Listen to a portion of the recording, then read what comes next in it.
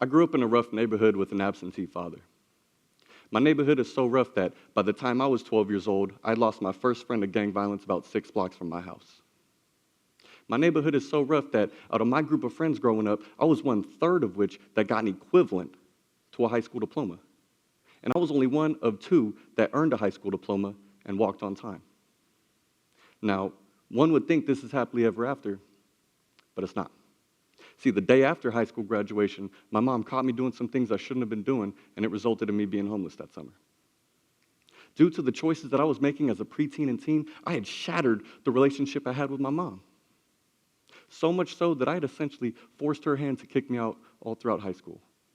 But the day after high school graduation, that was the longest.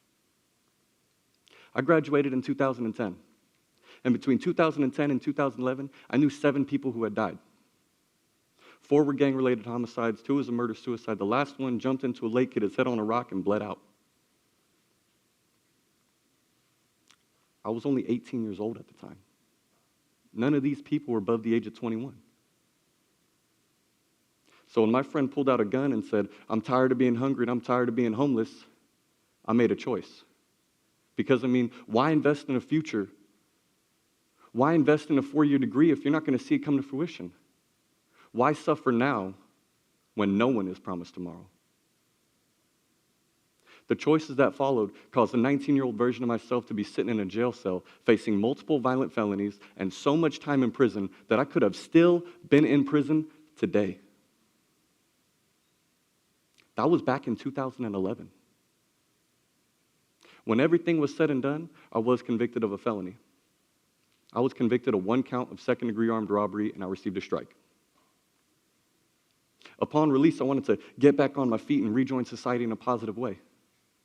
One of the ways that I was going to do this was by going out and getting a job.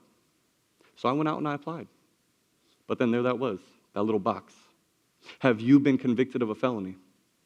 In an attempt to turn over a new leaf, I decided I was going to be honest through and through. So with this honesty, I did check that box. Every time that I checked that box, I did not get the job 100% of the time. So I decided to do a little science experiment. I decided to lie by not checking the box. Every time that I lied and I did not check that box, I got the job 100% of the time.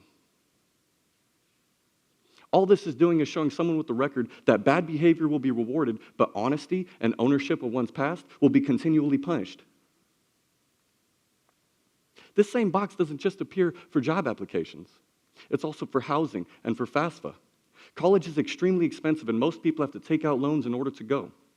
So why then does this box of exclusion still prevail and present itself when trying to obtain a higher education? There is a direct link that shows the more education one obtains, the less likely they are to go to jail or prison. We are now systematically setting up people with records to fail because we are not providing them with any options or opportunities to change and learn a new way of being. They are now forced back into old habits, what they know, or to commit crime out of necessity. 75%. That is the average recidivism rate. 75%. Recidivism is defined as those who are incarcerated and get released will return back to jail or prison. If we have a success rate of only 25%, we have failed. How can we look at our prison system like it is a success, let alone that it is even moderately acceptable the way that it is right now? 25%, that's unacceptable anywhere. So why is it here? When I found out about this statistic, my oppositional defiance kicked in. And I decided to make a leap in the exact opposite direction. I decided to enroll in the local community college, Ohlone College.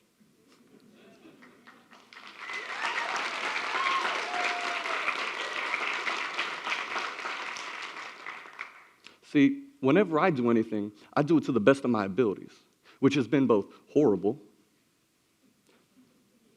and amazing.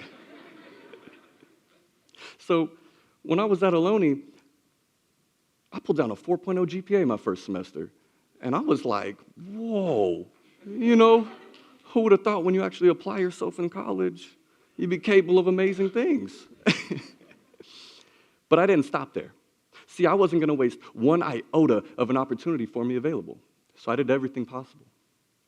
I was on the basketball team. I was in student government. I was VP of a club. I got inducted into an honor roll society. I went to plays. I went to sporting events. I did everything that I possibly could. I made Dean's List and honor roll every single semester. I earned just about every single award offered by this campus. And when it came time to graduate, I walked across that stage with my 4.0 GPA still intact. But my oppositional defiance said I was still not done. I had to take that next step. I had to transfer. And then there it was again on the application. Have you been convicted of a felony? Can you imagine the stress and the pressure that I was under? Because not only am I worried about the normal things a student should be worried about, like is my personal statement good enough? Are my grades good enough? Are my extracurriculars good enough? Am I good enough? Will I fit in? Will I make friends? Is this the proper steps for me moving forward to sustain a positive and successful future? But now I have this burden of writing an additional essay explaining who I once was, and I have to hope that this collegiate institution will still say that I am worthy. Fortunately, this door didn't close for me, and I transferred to the University of San Francisco on a full tuition scholarship.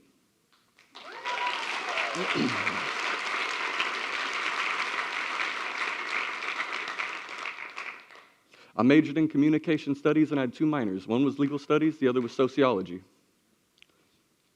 It was at USF that I knew I had to keep a low profile because I know the negative stigma that comes along with having a record, especially when it's accompanied by the label of felon. But on day one, in my first semester, in my first class, criminology, my professor announces to the class that we'll be doing a tour of San Quentin, so if you have something in your background that might come up during a check, you need to talk to her. I mean, this is not how I want to start my journey here at USF. So when class was done, I was slowly packing my bag, and I conveniently happened to be the last student in class, and I walk up to the professor and I say, you know, I'm still on probation, and it's not for little crime. What she did next surprised me. She accepted me. She treated me like I was just another normal student. She didn't look at me like I was a monster, and that meant the world to me. Towards the end of our conversation, she asked me, do you have someone who could speak on your behalf? And I said, well, I think I got a guy, and that is Detective Michael Gebhardt. He was the man assigned to my case, and he told me at the end of the interrogation that he wanted to be a resource to me. He said it at the end of the interrogation, so in my mind, I'm like, no, you just put me in jail. See, I also told him in that interrogation that this was my low, and I was only going to go up from there. Therefore, I have no reason to see or talk to this man ever again. But it's funny how the world works, because I did see him again. I would see him at a liquor store, at a fair, at a festival. I bumped into this man on accident by happenstance 3 times every single year. And every time I saw him, he always smiled and he asked me, how you doing? I hope you're doing good. This slowly broke down the walls of resentment and began to build a bridge of friendship. It's now to the point to where when I see him, sometimes he'll go, and I'm like, oh no, don't get me. And he says, I already did. And I'm like, ah.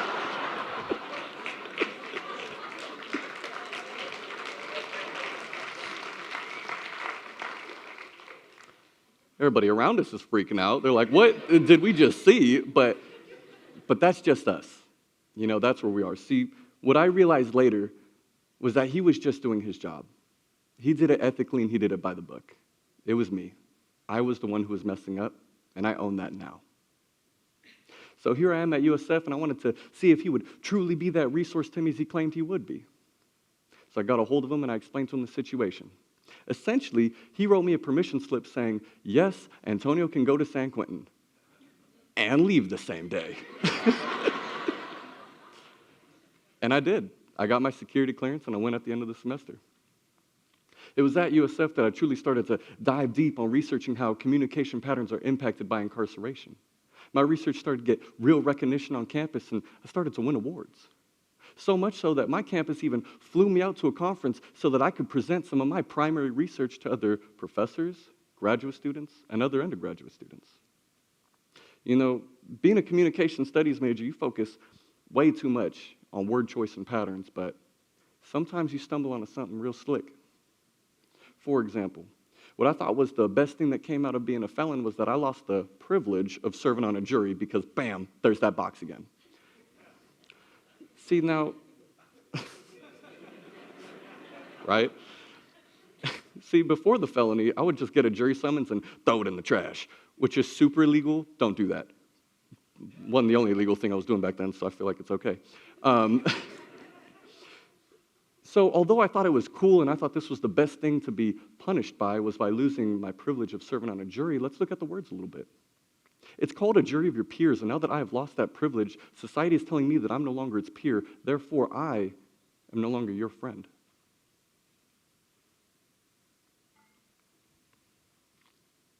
It was at USF that I truly started to branch out in many different ways.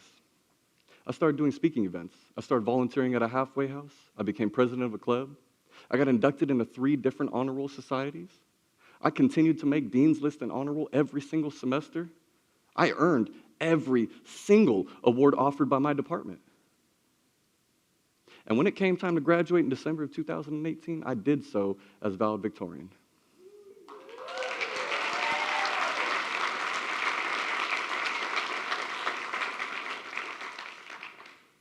It was during my last semester at USF that I got some life-changing news from none other than my friend, Detective Gebhardt. I called him up to tell him the exciting news. I'd finally earned valedictorian, and he was ecstatic.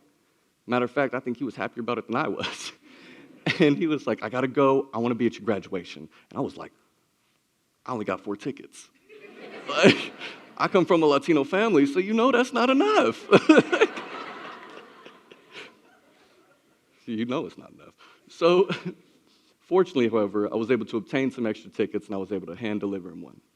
Well, I went to the police station, and I delivered him his ticket, and we were catching up. One of the things that came up was the process of which I had to go through in order to earn valedictorian, to which I explained.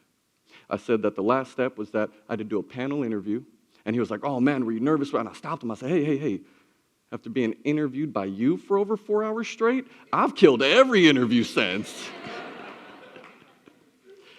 And we laughed so hard in that police station, and that's going to be a memory that I will truly cherish for the rest of my life, because here we were, 2 people, enjoying each other's company, sharing a laugh, where we had met in that exact same building so many years prior under extremely different circumstances. Eventually, I went on my way. I went to the movies. When the movie was done, I noticed I had a few missed calls from him and a couple of voicemails asking me to call him back. So I did. He says, I'll call you back in 30 minutes. I'm working on a cold case homicide. I'm like, okay. Well, 3 hours later, my anxiety's through the roof because the detective told me, we need to talk. I'm like, come on, man. Finally, he calls him back, and he says, what are you doing on Monday? I'm like, I'm going to be in school. And he's like, well, what are you doing on Tuesday? I'm like, come on, man, I'm about to be in class. And he says, all right. Well, I talked to the DA about you and all the progress that you've done. The DA did what he needed to do, and we're going to reduce your record.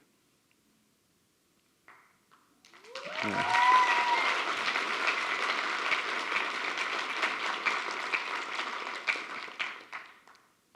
And I told him, I said, don't play. And he said, I'm not. That's why I'm asking you what you're doing on Monday or Tuesday. That way we can go to court and we can finalize it. I was like, man, forget Tuesday's class. I'm about to be in court. Well, Tuesday rolls around, and I'm on my way out the door, and I get a call from him, and he says, hey, remember, it's court. You got to dress up nice. I'm like, yeah, remember, I've been to court before with you. And then he asked me, do you mind if there's going to be any news reporters there? I'm like, no, I don't care. He says, good, they're already on their way. I'm like, all right, thanks, man. I wish you would have warned me. I would have gotten a haircut, shaved, put on a belt, looked a little more presentable for TV, but whatever. I knew this was going to be a good day, so it didn't matter. When I had gotten to court, I didn't realize they'd done a 2-step process. The first step was they had taken that felony and they reduced it to a misdemeanor, and they expunged the strike off my record. Now, that in and of itself is a fluke, and I'm so very thankful for that. The next step shocked me, and it surprised me because they then took that misdemeanor and they expunged that off my record as well.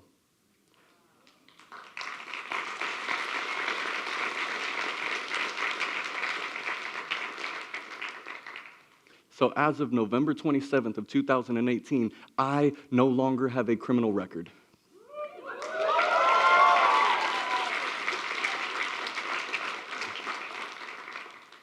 Now you would think, man, this is enough.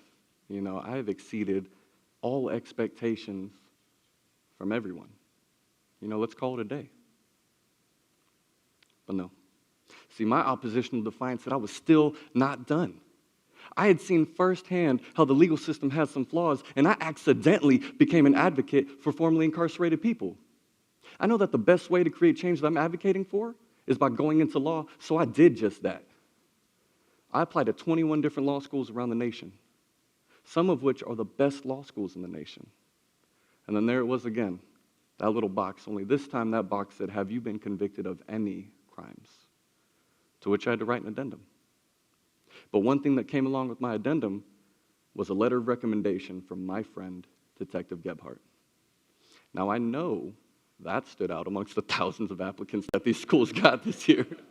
Let me tell you, it did. They definitely talked to me about it. I got rejected from 6 schools. Just the way it is, you know. But I also got accepted into some of the best law schools in the nation, with scholarships amounting to over $500,000. I am proud and honored to say that I'm attending Santa Clara University School of Law on a full tuition scholarship.